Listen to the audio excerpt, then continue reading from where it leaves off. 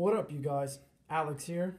Today I will be showing you my DD list pose structure deck.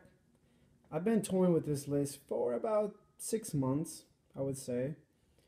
If you go back on my channel and scroll down, you will find a OCG DD list that I posted back in August, May, I want to say.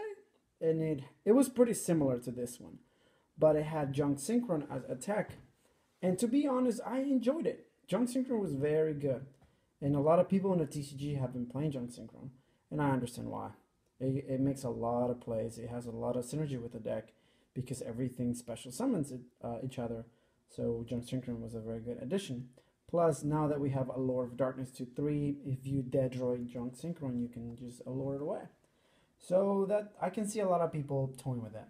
But today I decided to go with a more pure DD list, something that I will be playing on release date. I will be taking this to my locals, and then tournaments on Saturday and Sunday, hopefully. And hopefully I do well because again I've been playing this deck forever and I know the deck inside and out. And today I will be showing you what I'll be playing then. Okay, so today, this is my list. As you can see, I'm playing 3 Abyss Ragnarok, single-handedly the best monster in the deck. This card, it's the definition of Monster Reborn. Literally, that's what he is. His Pendulum Effect, it's a Monster Reborn. And its Monster Effect, it's a Monster Reborn, which it has a bonus, sort of little effect added to it, which lets you tribute a DD monster and you banish one monster your opponent controls, which is very powerful. But again, this is the absolute best monster in the deck, and you have to play 3. Any less than that is just incorrect. Let's go with the best starter monster in your deck. If you don't have any of the contracts, this guy will get him for you. He has 2 effects. Lets you bounce a Dark Contract or DD card on the field back to the hand on summon, or lets you search, which we will be using the first effect most of the time, or second effect, I guess, which is to add. Again, it's a high scale. He is the highest scale in your deck, so he is the one that will let you pendulum summon this guy or that guy. But we'll get to that later. I am playing 3 Source Line, another of the crucial cards that you need to start all your combos. This is the go-to. Basically, the go-to play is having Source Line, Necro Slime, and the tuner, the Lamia, which I will show you in a little bit. So I feel that having 3 in the hand, not in the hand, in the deck is correct. You want to have this in your opening hand. For me, I usually have to search it. I have never draw this card, never lucky. But I still have to play 3 just because it's so powerful. And as some of you know, that this card just recently got limited in the OCG. And I don't think it did much to the deck, but still having it at 2 kind of sucks. I don't know what Konami's going to do for us in the TCG, so hopefully we keep it at 3 forever. 3 Necro Slime, the ultimate combat card. This card is just naughty. The fact that you can recycle it with Cypher and Lore Omega is just absurd. I feel like you have to play 3. You have a Lore, Twin Twisters in the deck, Dark Hunter with the Witch. So I feel that 3 is just the way to go. And again, there's a combo that if you open one of these 2 and the tuner, you can make 2 level 8 synchros, which is really powerful. And I'll get to that later if you guys want. For the rest of the monsters, I played 2 Thomas. I went from 3 to 2 just because the third's not needed. The rank 8 plays are still very possible, but I feel the third, which is a dead draw most of the time. So I moved it from 3 to 2.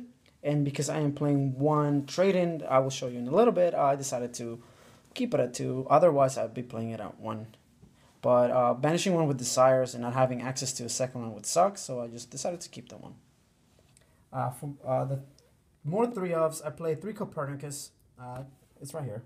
Copernicus has an effect, a monster effect that on summon, it lets you send 1 Dark Contract or DD monster from your main deck to the graveyard, which it fuels your graveyard to keep making plays. Basically Necro Slime or Source Line to special summon a guy from hand. So I feel that 3 is very good. Also, he's the lowest scale that you have, 1, which is very good. One low scale is actually very, very key to pendulum summon this monster you see right here, Ortos. I am playing just the one of because he is a low scale. He's a level 4 monster, Pendulum DD monster that has a very, very good effect. Both effects are actually very good.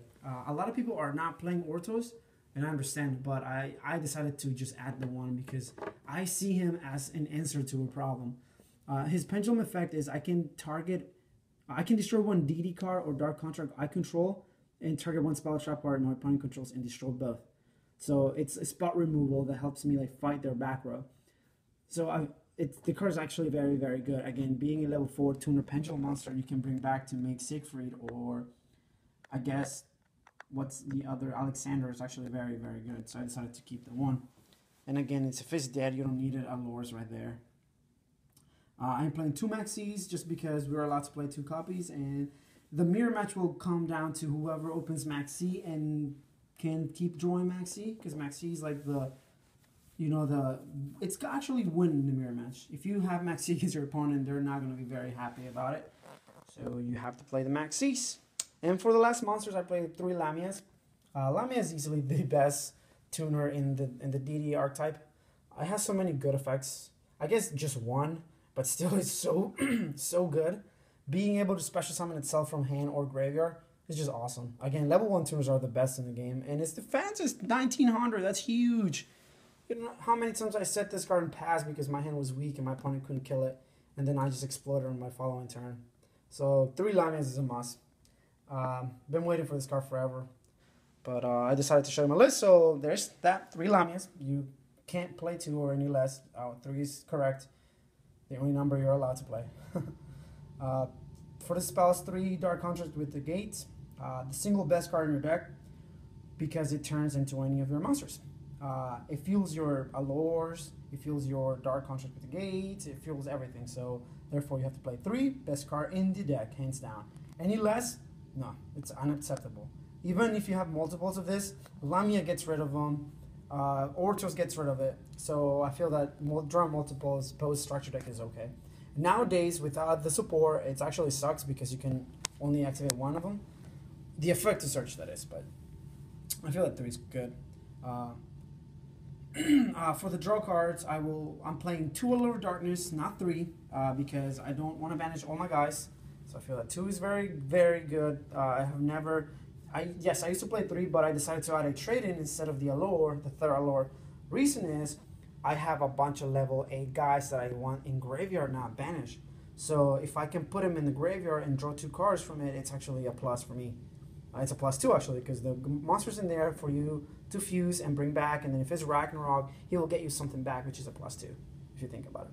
1 Pot of Desires, not 2, not 3, just because I only want to resolve 1, and drawing multiple sucks, as you all know. And because this deck has a lot of draw and like searching, I'm playing 1 Upstart Goblin. Yes, this is a 42 card deck, by the way, but I'm playing Upstart because of the Sires. Upstart is a card that I can banish and not feel bad about, or is a card that I will play once a lot of my cards are out. If I happen to draw Upstart and I can do a lot of searching and special summoning, deck thinning, then I will play Upstart. I want Upstart to be a 20th card instead of a 33rd card or something, you know. That's why I just play the Upstart, because it helps me. It's any other card in my deck, so it's not that bad. I'm playing 1 Foolish Burial. The Foolish Burial just puts anything in graveyard, as you all know. It becomes any monster that you want, really. Late game Foolish Burial to dump a slime is actually very good. So I'm playing the 1. 1 Raigeki to help you go second. A lot of people are going to be like establishing annoying boards, and Raigeki will help you fix that. If your opponent has a Dark Law or a Totally Awesome or a Blue-Eyed Spirit, you can just blast him Raigeki and continue to do your plays. So I feel the 1 Raigeki is fine. 1 Dark Contract with the Swamp King, just the 1. If it gets managed with Desires, you can Omega it, put it in the graveyard, and then when Genghis dies, it fetches it back. So it's not that bad, actually. I was playing 2, but I realized that the second one never came in handy, so just the 1 is fine. 1 for 1. You have 2 very, very key targets that you want to special summon. One being Lamia, but the most important one is Kepler. Kepler lets you just get back anything. So if you still have your normal summon out of the 1 for 1, you're probably going to win the game just because it lets you get so much advantage out of the 1 card. So I feel the 1 is correct. And for the last two spells, I'm playing two Twin Twisters, again to help you go second. These are the 41st and 42nd card that I added to it.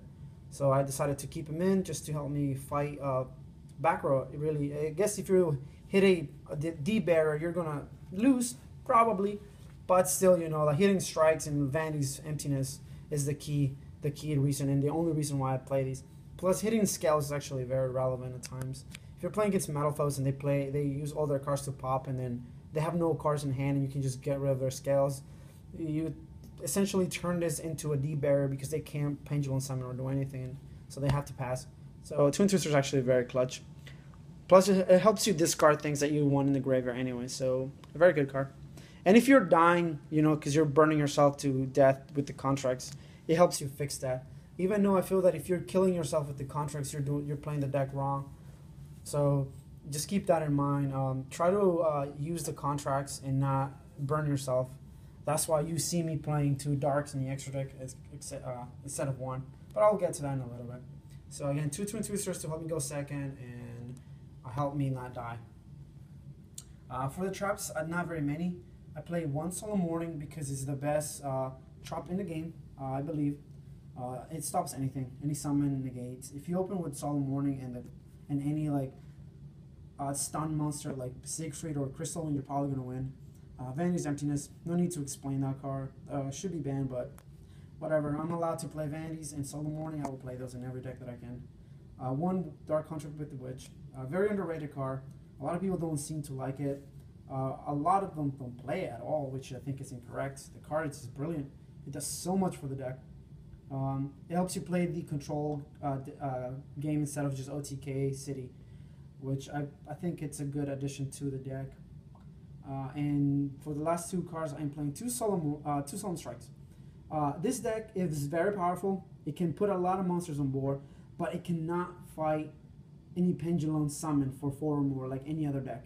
This is the main reason why I play strikes in my deck, not to stop effects. You have big monsters to like do that, to stop their monsters, your opponent's monster effects, but facing pendulums and getting pendulum summon on, it's not fun. So that's why I feel that two Solemn Strikes, it's actually a good number to play in the deck. I wouldn't play anymore. If Torrential Tribute was a 2 or 3, I would recommend playing that. I would play that myself. I would probably cut the Vanities or like the Solemn to play two Torrential Tributes because Torrential is actually one of my favorite cards, but again, we don't have Torrential 2, and at 1 is too inconsistent to play. So that was the main deck, 42 cards, 41 I guess if you count Upstart out, but I still want to play for the Pot of Desires, I guess theory, but that's with the main deck. If you have any questions about it, feel free to comment down below and I will answer them. Again, if you have any other questions relating to anything else, let me know. Let's go with the extra deck now. One Formula Synchron. Lamia and Kepler will let you a formula and let you draw a card that lets you make any other synchro that you want. And there's a very key play that people have been doing lately, which I'll explain to that in a later video if you guys want me to. TG Hyper Librarian. There's two routes to go with the deck. There's the TG Hyper Librarian. Actually, let me rephrase that.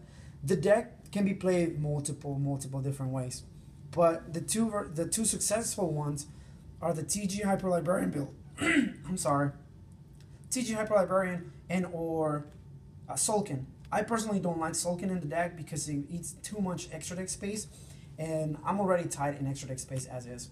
Plus, the +3 Hyper Librarian play, it's actually very good to pass. So I am going to stick with it, and I mean it's still like a beater. And if you're playing Synchro Summoning, you're getting a plus out of it because remember it's not just your Synchro Summons, it's Synchro Summons period. So I feel the one Librarian is it's must. The only 1/7 I'm playing for right now, I'm playing Alexander. We can finally summon this guy because we have a DD tuner. Even though we can't really use him as a tuner because we don't have any other level 3s, we can use Genghis and Lamia to make this guy and proceed to keep comboing off. So one of is mandatory. Plus, it's included in the Crystal Wing play that a lot of you know already, but if you don't know, then you ask me and I'll gladly explain that play. One Cypher Lord Omega, one of the best cards in the game, and it helps this deck like insane the amounts. It's such a good card in the deck. Putting back Necros lines, like I said earlier, is just dumb. It lets you recycle anything. If you banish any key piece with Pot of Desires, Omega will put him back.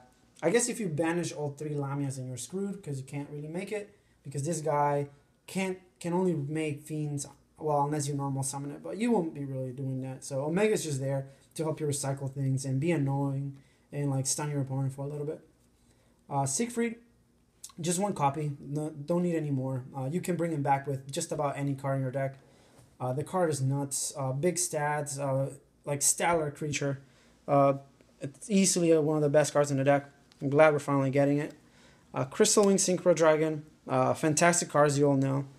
The turn 1 board, you can make these 3 or any of these 2 with the TG Hyper Librarian. Very cool combos. It nets you a +4 and like traps and like big monsters. So that's why I'm still playing the Crystal Wing. And again, it's free. It literally is free. Not as free as the Wind Witch, but whatever. 1 Trishula. One of the only decks that can really abuse Trishula to the max. It's a free Trish if you think about it. You search so much, you deck thin, and you special summon, and Trish at that point becomes free. Because next turn, your opponent will lose the resources that you took from Trish and like kill him. So I feel that this Synchro Lighten Up, it's very good. I sort of want to add a Moonlight Rose Dragon, but I gotta keep testing. I might just do that before the structure deck actually hits the TCG, just because there will be a lot of DDs around, and Moonlight Rose is actually pretty good against the mirror match. I'm playing 2 Genghis, combo piece. The best. This is the first fusion that you summon actually most of the time to extend your plays. 3 is incorrect. 3 right now is actually pretty good, but post structure deck 2 is fine. And one of my favorite cards, Dark. The first fusion we got. So many people play 1 post structure deck, but I feel that 2 is a very good number. Even though I see myself cutting the second Dark for the Moonlight Rose, just to have a better mirror match. Because again, everyone's going to be playing the deck, and I want to be prepared for that. Hopefully I get an edge on them, and hopefully you do too with this list. Just try it out and see, and let me know how it does for you. 1 Beowulf, 3k Piercer, that it's a heavy storm on your opponent, on my standby phase. It's pretty good. Again, it's very easy to summon. It requires a double D and a triple D monster. So a Necro Slime and any of your fusions or big monsters. So there you go. Easy to make, 3000, level 8 to make Kali Yuga or Harbinger. And for the last fusion, I'm playing Wave King Ragnarok Caesar.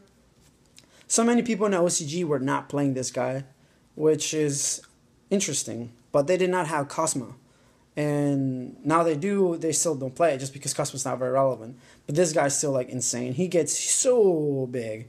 Its effects is just dumb. Like it doesn't target and equips and everything. So just the 1, it's very good. Any more, it's not correct. 1 number 38, Hope Harbinger Dragon Titanic Galaxy. Wow, I'm never gonna get used to that name. Too many words to write. But this guy, it's a Moss and any deck that summons level 8s. So just the 1 is actually very good. It helps you like go first to protect your board. At times you can go Crystal Wing Siegfried in number 38 next to any other monster that you want. So those are plays that if you guys want to see, I can definitely showcase for you. And for the last card in the extra deck, the king, the big king himself, Kali Yuga. Heavy Storm Denko the board. Seems fair. Every time I summon this card, I win the game. I think I've lost 1 game when I summon this. But that was against BA and because they float forever. But that's it for the main deck. Like I stated, this is a very straightforward list. Very good. Very simple. Just get to the point. Overwhelm your opponent with monsters. It's very consistent. Yeah, at times you draw like ass, but that's Yu-Gi-Oh, you know. I'm never lucky. I never draw well, I never roll well. But try this list, let me know how it works for you. If you guys have any questions, please ask. I will be uploading more deck profiles and duels hopefully soon. And like I always say, thanks for watching. Stay tuned. Peace.